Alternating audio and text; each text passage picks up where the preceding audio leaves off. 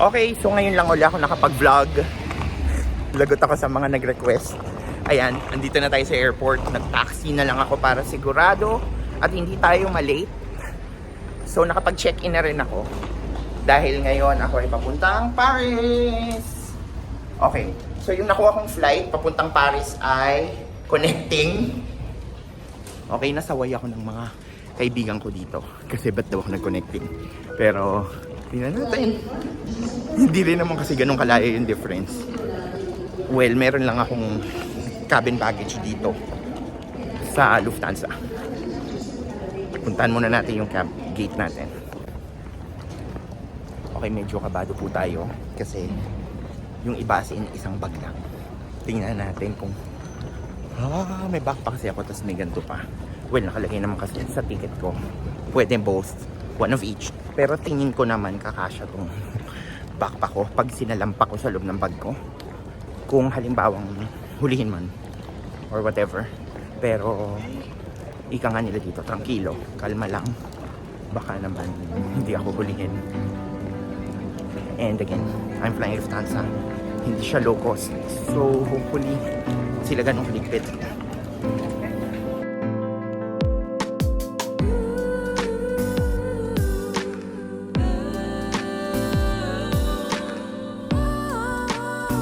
So nakalusot po tayo. Hindi hinarang yung bag ko. Pinagkasya ko kasi sa loob. Hindi maleta. Mamaya na nakakahiya. Punta na ako sa Frankfurt, Germany. Bye-bye.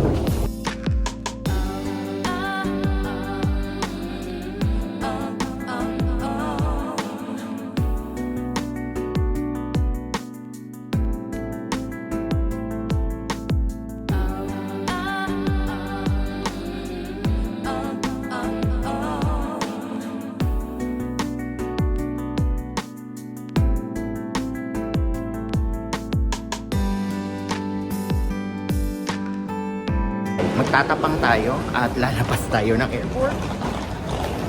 Tingnan natin kung saan tayo makakalakad-lakad dito. Ayan na, naamoy ko na Germany.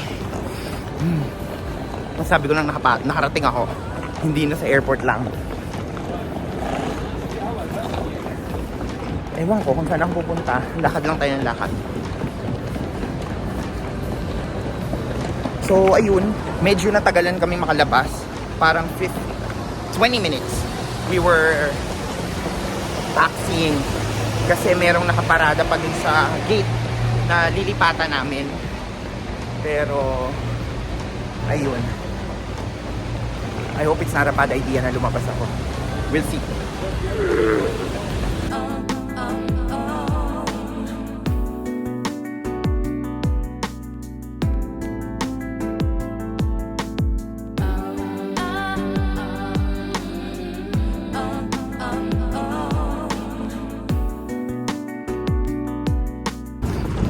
Sino po ang naghihila ng dahila na hindi ko alam kung nasan ako? Shit. Okay, wala pong pedestrian. Takbo tayo. Ayan. So, okay naman yung weather. Gloomy. It's a gloomy day at parang kakaulan lang. At least hindi umuulan.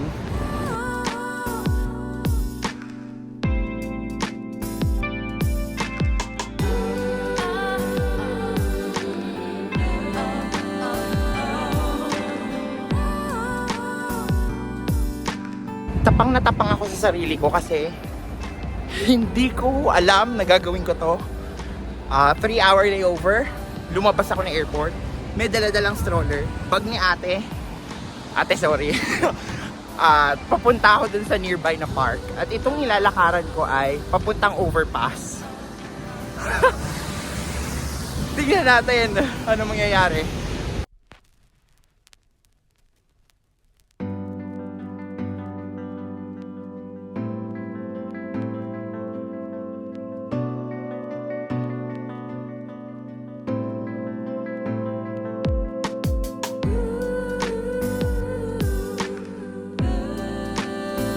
So tingin ko naglalakad na tayo ng mga 20 minutes. Oo, siguro mga mag 3 kilometers na. another 1.5 papunta dun sa park na pupuntahan ko. And tingnan natin, sana may taxi na dun kasi parang hindi ko nakakayaning lumakad pabalik na may maletang dala. Umakyat ako na overpass. Okay, wala na pong sidewalk. Pero hindi, pupuntahan ko yung park na yon. Masabi lang na napunta ako sa Germany. Ayan, o, tingnan nyo, ang ganda ng sky, di ba? Pero guys, ang saya. Kahit never itong gagawin ng karamihan tao. Especially with the time limit na natitira. But I still have 2 hours before the flight, I think. Okay, sana lang talaga may taxi doon. So ayan, walang tao dito sa Frankfurt. Puro fields, ganun. Or siguro dahil nasa airport. Ay, sana malapit na. And so guys, we made it. We're here at, hindi ko mabigkas yung name ng park. Ilalagay ko na lang dyan sa description. With my maleta of ate. So, ayun, konting picture. Tapos lalakarin ko hanggang dun sa kabilang dulo. Kasi parang andun yung mga taxi. Ang taxi app nila dito is Free Now. Which is, meron din sa Spain. Sa Spain, Free Now or Cabify yung sikat. Dito, it's Free Now at saka may isa pa. So, ayun.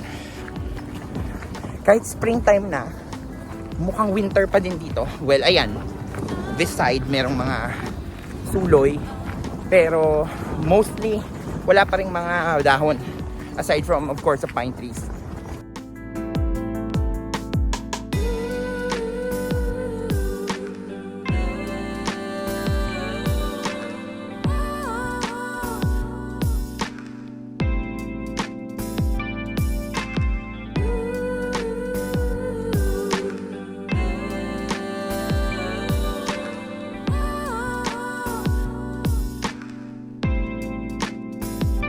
Pabalik na po tayo ng airport at nag-install na ako ng Free Now app kasi ayoko na maglakad pabalik.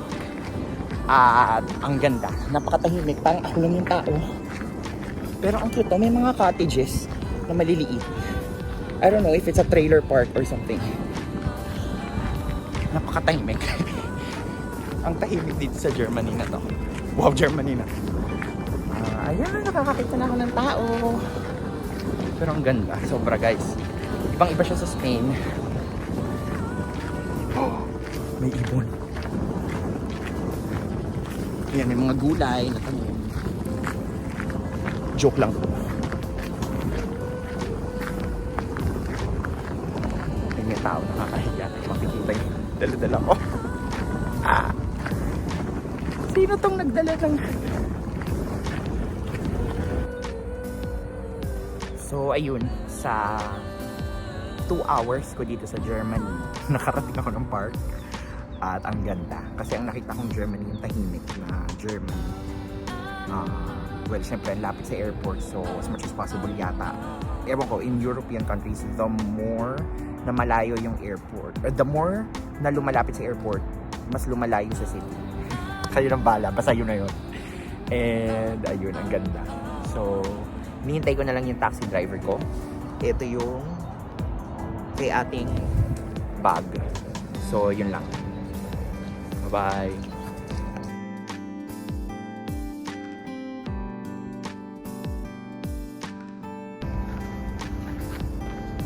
Bye, Germany! See you again. Mas mahaba-haba next time, ha. Ayan, padating na po yung aking taxi.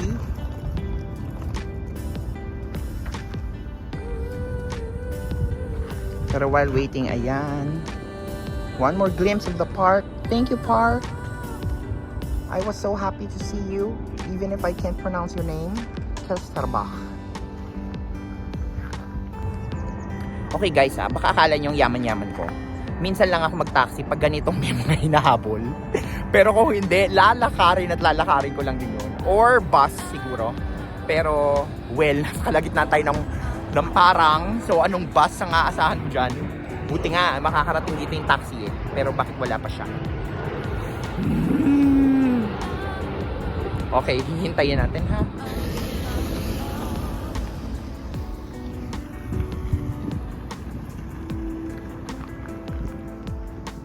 Hindi pala siya yun. Akala ko siya na Mercedes eh.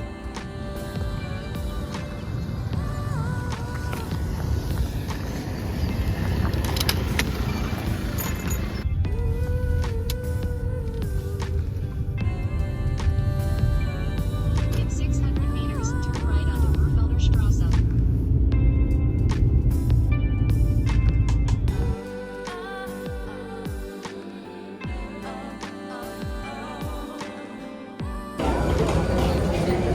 Okay, nakasakay ako.